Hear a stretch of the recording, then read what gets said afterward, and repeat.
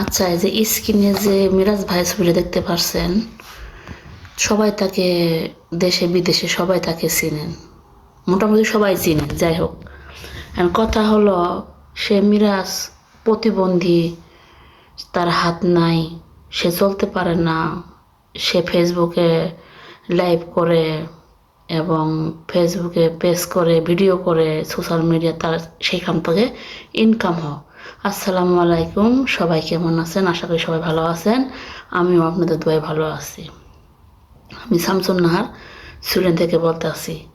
কথা হলো যে অনেকে তাকে অনেক ট্রোল করতেছে যে তারই হাত নাই, সে কেন গেছে বন্যাবাসীদের সাহায্য করতে, টাকা দিতে, পয়সা দিতে, এইভাবে মনে করেন ট্রোল করতেছে। আচ্ছা, হাত না থাক, পাও না থাক, চোখ না থাক, কথা না, যে সাহায্য করা সে সাহায্য করবই।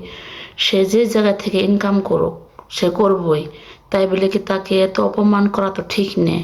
আর কিছু কিছু মানুষ যেভাবে তাকে অপমান করতেছে, এগুলো কিন্তু ভালো না। অনেক অনেক কমেন্ট করতেছে যে তারই হাত নাই, সে গেছে সাহায্য করতে। আচ্ছা, তার হাত নাই, তার মনের যে একটা শক্তি তো আছে, সেই মনের শক্তিতে সে গেছে সাহায্য করবে।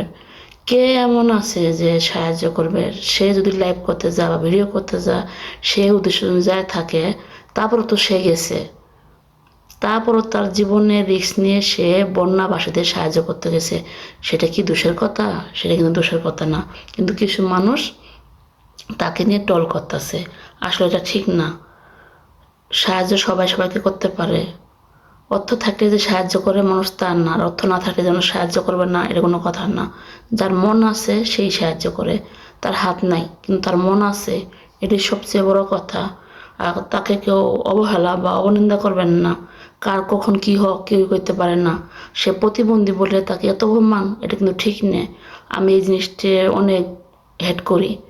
আর এগুলো কিন্তু ঠিক নেই। কার কখন হাত থাকে না, পাও থাকে না, চোখ থাকে না, কেউই করতে পারে না। তার হাত নাই কিন্তু সেটা আল্লাহই দিছে।